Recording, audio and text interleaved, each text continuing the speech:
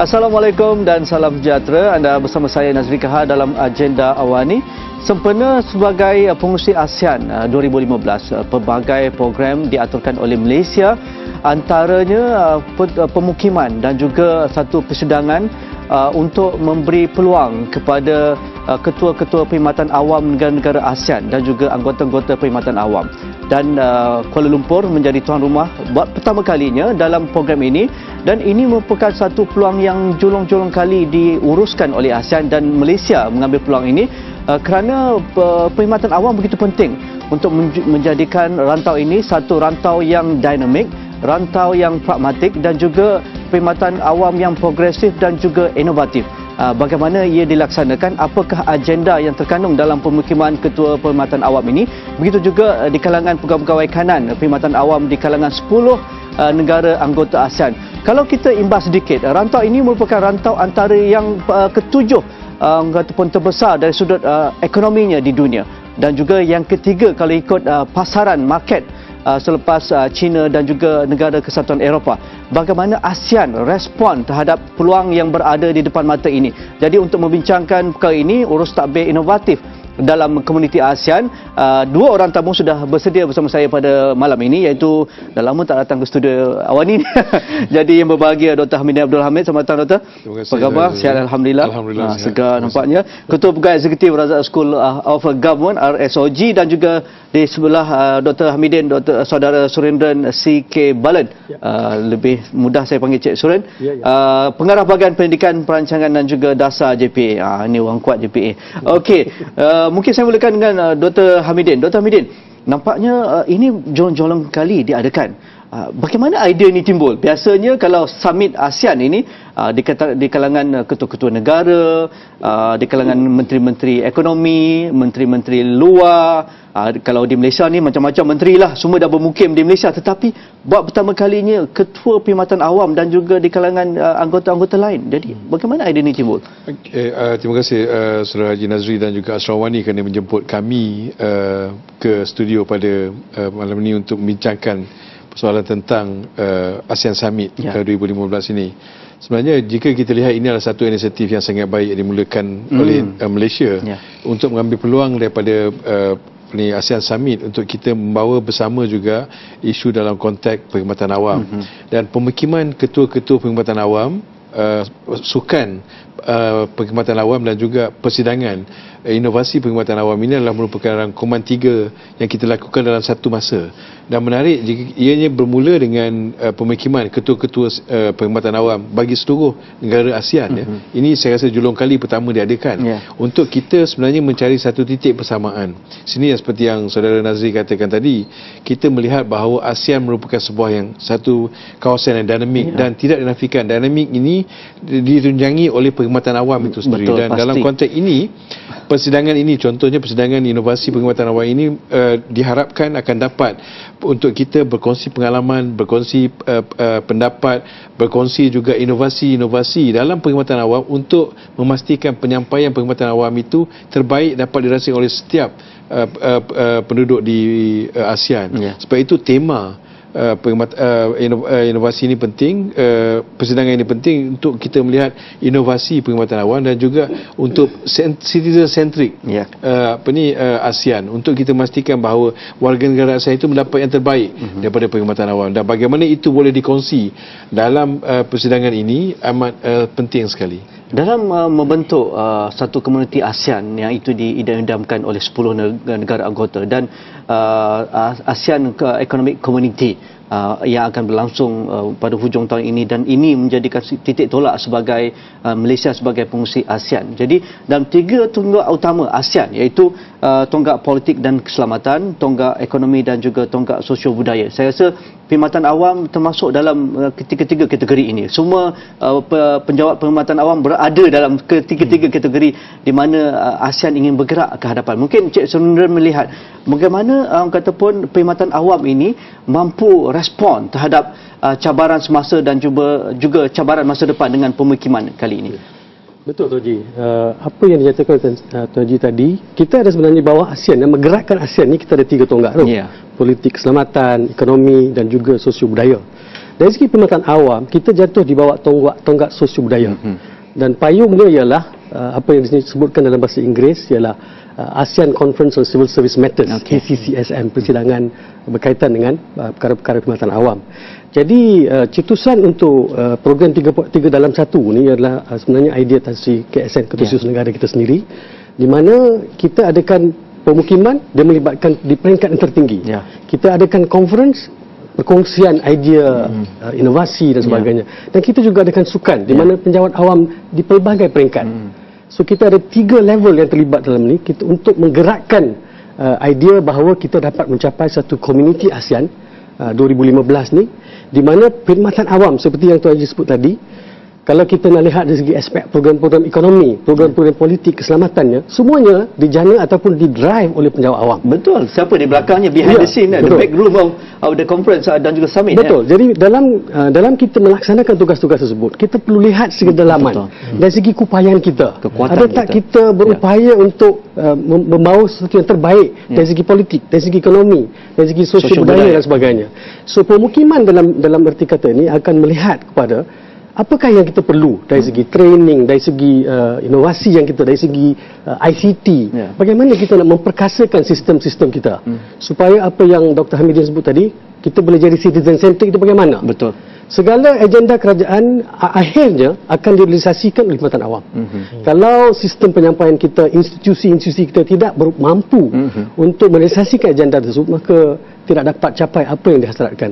So apa yang kita cuba dapatkan di sini ialah perkhidmatan awam 10 negara itu bersama-sama mencapai satu kata sepakat that we are citizen oriented. Kalau ada gap, kalau ada ruang yang kita perlu bridgekan, kita akan cuba melalui pemukiman ni, dan kita akan dapat idea daripada conference tersebut, dan kita dapat membina perhubungan yang baik melalui sukan. So ada 3 peringkat yang kita dapat buat secara sepadu. Orang kata pun officialnya, secara rasmi, secara protokolnya, secara inovasinya, dan juga secara orang kata pun secara casualnya berlangsung dalam masa 3-4 hari di Kuala Lumpur. Okey, dengan populasi lebih 600 juta ASEAN dan juga satu pasaran yang begitu muda berbanding China, berbanding India, dan seluruh dunia nak berbaik, nak bersama dengan ASEAN, dan pastinya summit ASEAN pada hujung tahun ini di Kuala Lumpur akan menarik ketua-ketua negara terbesar dunia akan bersama di Kuala Lumpur. Apa maksud ini kepada perkhidmatan awam, dan juga apa agenda yang akan dititipkan dalam persidangan dan juga pemukiman ketua-ketua perkhidmatan awam? Kita akan tanya tentang itu dengan Dr. Midin dan juga saudara Surin. Kita rehat sebentar, jumpa lagi selepas ini.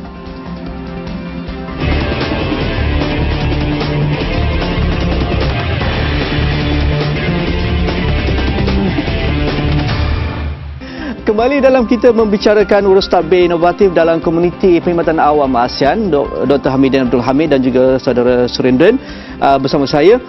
Dr. Hamidin, apa agenda utama dalam pemukiman dan juga persidangan yang akan berlangsung di Kuala Lumpur antara 16 hingga 19 November? Bagi persidangan inovasi perkhidmatan awam ini, kita melihat agenda utama ialah untuk kita berkongsi pandangan, pendapat, dan penting sekali ialah pengalaman.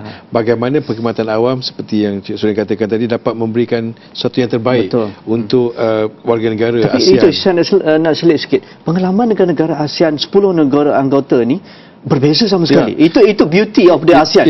Kalau di negara pengasas mungkin agak established, tetapi di negara Indo-China misalnya, Laos, Myanmar, Vietnam dan juga Kemboja, mereka agak muda, dan bagaimana interaksi itu akan berlaku? Itu yang kita melihat bahawa persidangan ini akan memberi ruang, dan peluang untuk setiap negara ASEAN bukan sahaja berkongsi pengalaman, tapi juga menyampaikan apa yang berlaku dan apa yang dilakukan yang terbaik untuk masyarakat. Sebab itu kita mempunyai beberapa sesi. Contohnya kita mempunyai country presentation. Setiap negara itu diberi peluang untuk menyampaikan apakah inovasi-inovasi terbaik mereka dalam perkhidmatan awam. Malahan setakat ini respon yang kami dapat daripada setiap negara sangat menggalakkan hingga melebihi daripada apa yang kami jangkakan. Tak sangka pula. Tak dijangka untuk bahawa setiap negara akan menyampaikan apa yang mereka lakukan dalam konteks inovasi, dan sebab itu juga tema-tema yang kami pilih juga merupakan satu perkara yang dibincangkan di peringkat summit, di peringkat pemukiman ketua-ketua pertama. Contohnya kita bercakap tentang good governance, kita bercakap tentang service delivery, dan kita juga capacity building dan sebagainya. Sebab itu itu apabila kita bercakap tentang perkara itu, kita bukan hanya bercakap tentang pengalaman sebuah negara, tapi kita juga hendak melihat ke mana pengalaman ini bersatu bersama akan menuju ke arah yang lebih baik. Dalam konteks itu, kita bukan sahaja mendapat ucap tamu-tamu bukan saja daripada negara-negara ASEAN, tapi juga daripada negara luar. Kita nak bandingkan ASEAN dengan negara luar pada masa sama, untuk kita bandingkan pengalaman kita dan juga ke arah mana yang kita nak tuju dalam konteks perkhidmatan awam. Saudara Surid, kalau kita orang kata pun biasa dengan ASEAN ni, orang ramai di bawah sana selalu associate, terutama Malaysia. Malaysia ni antara yang kurang celik tentang ASEAN ni. Mereka selalu sinonim ASEAN ni dengan Asia, dengan Bali kan. Kalau Indonesia pun selalu pergi shopping kat Bandung. Kalau pergi Siam Reap tu dengan Angkor Wat, Manila dekat orang kata pun pulau yang cantik-cantik dan sebagainya. Tetapi dengan adanya perkhidmatan ASEAN, saya rasa interaksinya lebih dari itu, dan bagaimana ini satu platform yang terbaik untuk interaksi antara anggota-anggota perkhidmatan awam. Betul tu, Ji. Seperti yang saya nyatakan tadi, inilah kali pertama kita adakan satu program begini, dibentuk begitu rupa dari peringkat tertinggi sehinggalah kepada penjawat awam biasa. ASEAN Civil Service Conference on ASEAN Conference on Civil Service Matters ni, dia telah wujud lebih 3 dekad. So pemukiman ini akan melihat macam mana hala tuju perjalanannya. Kita dah buat pelbagai aspek seperti yang Tuan Haji sebut tadi. Ada 2 kelompok lah dalam ASEAN yang kita sebut sebagai negara-negara CLMV, Cambodia, Laos, yang agak ketinggalan sikit berbanding dengan yang negara-negara asas. Malaysia, Indonesia. Jadi pelbagai program capacity building telah kita laksanakan. Dari segi Malaysia sendiri, kita telah beri bantuan dari segi bagaimana dari segi pengambilan penjawat awam, cara-cara peperiksaan, latihan melalui intan umpamanya, pelbagai aspek. Jadi sekarang ni mereka pun telah dapat meningkatkan tahap masing-masing. Sekarang ni bermakna selepas tahun 2015 kita kena lihat apa lagi kita nak buat. So sekarang dari segi Malaysia, kita telah menawarkan perkara-perkara lebih strategik. Maksudnya kolaborasi melalui strategi Lautan Biru umpamanya. NBOS misalnya. Kita akan jadi ASEAN Resource Center untuk kolaborasi strategik. Kita juga akan jadi ASEAN Resource Center untuk good regulatory practice, amalan terbaik dari segi regulatory. Setiap peraturan yang kerajaan buat atau perkhidmatan awam buat ada kesan dari segi ekonominya, ada kesan dari segi sosialnya. So kita kena lihat dari segi apakah impak tu. Jangan kita sewenang-wenang membuat peraturan tanpa melihat kepada akhirnya apa akan jadi kepada kita, dan akan menjejaskan citizen centric punya prinsip tadi. So pemukiman ni begitu penting. Dia akan melihat hala tuju, dia akan melihat bagaimana kita dapat mengadakan perjalanan lebih baik dengan dialog partners kita. Selain daripada negara China, Korea dan Jepun yang sudah pun menjadi plus 3, kita kena lihat dari segi EU, dari segi badan-badan yang lain, di mana kita dapat tingkatkan jalinan secara antarabangsa, lihat kepada amalan baik global. Dan itulah yang diharapkan, bahawa perkhidmatan awam ke 10 negara ni, we will come to a point yang sama dari segi cara kita, pendekatan yang kita laksanakan, agar kepentingan dan kesihatan rakyat menjadi fokus utama kita. Dari pengalaman Malaysia, apa yang Cik Surin boleh katakan dalam pemukiman dan juga persidangan inovasi dan juga sukan kaitan perkhidmatan awam ini mampu memberi kepimpinan dalam hal-hal inovasi, dalam hal-hal tadbir urus terbaik, dan juga dalam hal-hal berkaitan dengan memberi perkhidmatan terbaik kepada komuniti ataupun masyarakat di bawah sana. Pengalaman Malaysia, adakah ini peluang Malaysia? Betul. Memang kita jadi peneraju dalam perkara ini. Itu yang salah satu daripada pengisian dalam program pemukiman ialah apa yang disebut sebagai gallery walk, untuk ketua-ketua perkhidmatan melihat apakah yang telah kita laksanakan dari segi usaha-usaha inovasi, yang juga akan dikongsi juga semasa conference nanti. Tetapi kita nak, apa yang kita dapatkan, katakan kita ada sedikit maklumat berhubung dengan Urban Transformation Center ataupun Pusat Transformasi Bandar UTC, yang menjadi satu usaha inovasi kita yang besar, dan kita nak dapat reaksi mereka, apakah pandangan mereka. In fact, kalau kita lihat Cambodia ada juga dia punya UTC, tapi bukanlah dalam sehebat kita lah mungkin, tetapi dia dah mula perkara tu. Jadi kita lihat, this is yang global standard yang kita nyatakan tadi. So selepas daripada gallery walk, ada 6 kluster dari segi yang tadbir urus, dari segi sistem penyampaian, dari segi participatory approach, pelbagai aspek. Perkara itu selepas tu akan dibawa dalam perbincangan semasa pemukiman itu sendiri. Dan akhirnya kita akan ada satu deklarasi bersama antara 10 perkhidmatan awam terhadap 6 perkara yang dinyatakan tadi, di mana kita akan berkongsi bagaimana kita dapat dapat kata sepakat dalam perkara tersebut. Dan ke-10 ketua khidmatan akan menandatangani deklarasi tersebut, yang ini yang menjadi satu tanda bahawa Malaysia telah menjadi peneraju dalam perkara ini. Okey. ASEAN ni begitu unik seperti saya katakan tadi, negara pengasas anggota ASEAN 5 negara itu dan juga dengan negara di Indochina yang seperti mana saudara Sondrian katakan ada gap yang agak besar. Kalau kita lihat Myanmar baru saja membuka peluang itu, bagaimana kita melihat ruang-ruang ini? Kita lihat seterusnya, jumpa lagi selepas ini.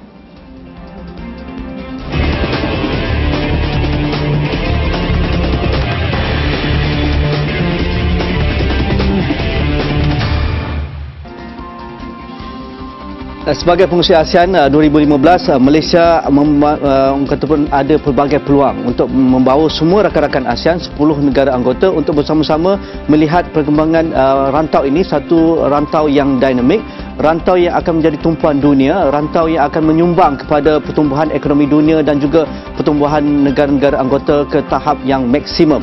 Dan saya rasa pemukiman persidangan perkhidmatan ketua-ketua perkhidmatan awam ini agak ataupun signifikan.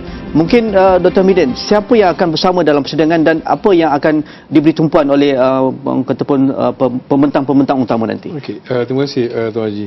Untuk persidangan inovasi pengetahuan awam ini, kami mendapat respon yang sangat baik daripada negara-negara ASEAN. Bukan sahaja kita mempunyai pembentang daripada negara ASEAN, daripada Thailand, Filipina, malahan juga kita mendapat sambutan dan sokongan daripada luar, daripada OECD. Contohnya juga daripada Jepun, Profesor Akira Nakamura sudah bersetuju untuk membentangkan kertas, dan juga kita daripada New Zealand cakap tentang good regulatory seperti yang Cik Suri katakan tadi, kerana kita melihat bukan sahaja dalam konteks ASEAN tapi juga dalam konteks partner. Okey, di mana yang kita melihat bahawa bagaimana arah tuju perkhidmatan awam ini. Tapi yang lebih penting lagi seperti yang dinyatakan tadi, kita hendak melihat bahawa daripada 16 hinggalah kepada 19 bulan ini berlakunya 3 perkara, yang 3 serangkai, tapi yang penting ini ialah untuk kita melihat dalam konteks kepelbagaian. Kepelbagaian dalam konteks sektor yang terlibat, walaupun perkhidmatan awam, tapi kita juga akan bercakap tentang private kita, swasta, kita juga bercakap tentang inovasi dan sebagainya. Pertama, keduanya kita melihat dari segi lapisan daripada ketua perkhidmatan awam itu sendiri sehinggalah ke peringkat sosialnya, ke peringkat sukan dan sebagainya. Itu mainkan peranan dalam konteks persidangan inovasi pengetahuan awam. Kita melihat bukan sahaja kita hendakkan pertumbuhan idea, maknanya kita berbincang tentang idea. Kita ada punya ramai speaker dalam konteks itu. Kita mempunyai Tan Sri Rafidah Aziz sendiri akan memberikan keynote, dan juga kita mempunyai Prof Milner untuk bercakap tentang idea. Tapi yang lebih penting lagi ialah kita juga turun ke bawah hingga bercakap tentang praktikal. Kita bercakap tentang pengalaman apa yang dijalankan oleh perkhidmatan awam dalam memberikan perkhidmatan yang terbaik, inovasi-inovasi yang dijalankan. Dan ini kita bagikan kepada dua. Kita bagikan kepada exhibition, kita ada persidangan, dan juga kita mempunyai country presentation. Maknanya setiap negara akan melakukan persidangan. Dalam konteks ini, seperti yang Dr. Encik Suri katakan tadi, bagi Malaysia, melalui strategi Lautan Biru, kita akan mengenengahkan apakah inovasi-inovasi baru yang kita jalankan untuk memberikan perkhidmatan terbaik kepada masyarakat di negara ini. Tapi pada masa yang sama, diharapkan juga ialah bagaimana persidangan ini bukan terhenti di sini, kerana perkongsian dalam konteks maklumat, perkongsian dalam konteks pengalaman ini akan berjaya. Kita harapkan akan menjadi satu yang bersifat regional kemudiannya. Adakah ini juga titik tolak kepada program seterusnya? Adakah ini akan jadi satu program tahunan untuk seterusnya, Saudara Suri? Ya, Tuan Haji, yang itulah cadangan kita, oleh kerana kita yang mulakan tiga dalam satu punya program ni. Kita harapkan bahawa macam sukan, kita ada 600 atlet yang akan datang ke Malaysia daripada 10 kontingen tu, 60 pegawai dan atlet. Ini tak pernah kita buat. Dia seolah-olah macam mini sukan, kita ada sukan C. Singapura, Malaysia Malaysia tahun ni itu biasa. Dia macam mini sukan C, tapi melibatkan perkhidmatan awam. Dan kita mengambil peluang inilah untuk sebahagian daripada penjawam seperti Wong Chun Han, bekas pemain badminton, Syukrin saya rasa, Halimin yang Ibrahim yang menjadi pingpong. So kita pun gunakan peluang ni untuk menampilkan bakat-bakat kita, walaupun mungkin dia bekas tetapi dia masih lagi mewakili perkhidmatan awam. Ya. Kita harapkan bahawa this is the first civil service game. Jadi kita harapkan bahawa selepas ni akan ada kesinambungan dia, di mana second, third ni akan dilaksanakan oleh negara-negara lain. Dr. Midin, mengapa ini perlu diambil peluang semaksimum mungkin oleh kaki tangan kita yang akan terlibat ini? Kerana saya katakan tadi, kerana kebiasaannya apabila kita bercakap tentang summit, Tuan Haji, kita bercakap tentang sesuatu yang bersifat rasmi. Ya, protokol. Protokol, prosedur dan sebagainya. Dan saya melihat walaupun kita mengatakan pemukiman penguatan awam itu rasmi daripada paling atasnya, tapi apabila kita turun ke persidangan, kita melihat satu yang lebih kurang, di mana lebih dalam konteks perbincangan, dan interaksi. Yang lebih penting lagi adalah dalam konteks sukan, di mana dalam konteks interaksi itu lebih bersifat personal. Kita kata ini yang akan merapatkan. Jadi kita mempunyai pendekatan, kita mempunyai kepelbagaian dan bagaimana untuk kita mengeratkan ASEAN untuk menjadi sebuah komuniti, dan komuniti ini saya rasa yang akan ditunjangi oleh komuniti perkhidmatan awam. Itu target kita, supaya perkhidmatan awam ASEAN itu juga menjadi satu komuniti yang menjadi tunjang kepada pembentukan komuniti ASEAN selepas 2015. Cik Surin, mengapa sukan? Mengapa tidak program-program lain, misalnya pergi lawatan ke atau interaksi di kalangan penjawat awam wanita ke? Adakah itu juga berada dalam pemikiran kita untuk masa-masa akan datang? Ya. Untuk yang sektor-sektor lain seperti pembangunan wanita dan sebagainya, memang sudah ada ruang dia. Inilah kali pertama perkhidmatan awam, saya kira, dalam internal kita, dalaman kita. Bagaimana kita nak mantapkan mekanisme kita. Inilah pertama kali kita buat secara ni, tetapi kita bawa elemen yang santai, melalui sukan dan sebagainya. Casual. Tapi yang saya ingin nyatakan juga sini, Tuan Haji, rancangan Malaysia ke-11, konsep dan tema dia adalah pertumbuhan berpaksikan rakyat. Dan itu juga menjadi tumpuan citizen-centric civil service. Dan kita pun ada orang kata pun portfolio yang agak bagus dan juga agak hebat, iaitu ETP, GTP kita. Inilah masa untuk kita berkongsi pengalaman itu. Betul. Okey, mungkin Dr. Midin nak mention sekali lagi apa yang akan berlaku pada 16 hingga 19 Februari? Okey, pada 16 hingga 19 Februari ini kita berlaku pemukiman, dan bagi yang paling penting bagi kami di Razak Sekolah Agama ialah kita akan menjadi organizer untuk persidangan penguatan awam, dan kami menjemput untuk siapa yang berminat, bukan sahaja berminat tapi untuk mengetahui apakah inovasi-inovasi yang berlaku dalam konteks penguatan awam, bukan sahaja di Malaysia. Itu yang menariknya, untuk kita melihat juga berkongsi pengalaman apa yang berlaku di negara-negara lain pada masa yang sama, global trend dan sebagainya, untuk kita melihat bagaimana ASEAN bekerjasama, perkhidmatan awam ASEAN bekerjasama untuk memberikan yang terbaik untuk setiap warga negara ASEAN. Dan yang lebih penting lagi ialah untuk kita mencari satu common ground. Kita kata untuk memastikan bahawa perkhidmatan awam itu kekal sentiasa di hadapan untuk mengalami perubahan. Okey, itu saja masa yang kita ada, Saudara Surin dan juga Dr. Hamidin. Jangan lupa program pemukiman ketua-ketua perkhidmatan awam ASEAN, persidangan inovasi perkhidmatan awam ASEAN dan juga sukan perkhidmatan awam ASEAN akan berlangsung antara 16 hingga 19 November ini di Cyberjaya, di Hotel Hilton Kuala Lumpur, dan juga kawasan lokasi sukan akan berada di sekitar Shah Alam dan juga Kuala Lumpur. Bagi mereka yang ada masa dan kelapangan, boleh ke lokasi-lokasi ini dan juga dapatkan maklumat di laman web RSOG dan sebagainya. InsyaAllah kita jumpa lagi Dr. Midin dan juga Saudara Surin.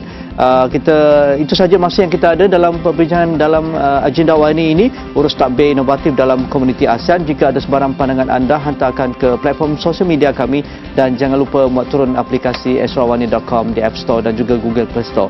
Sekian saja, Assalamualaikum, insyaAllah kita jumpa lagi, terima kasih.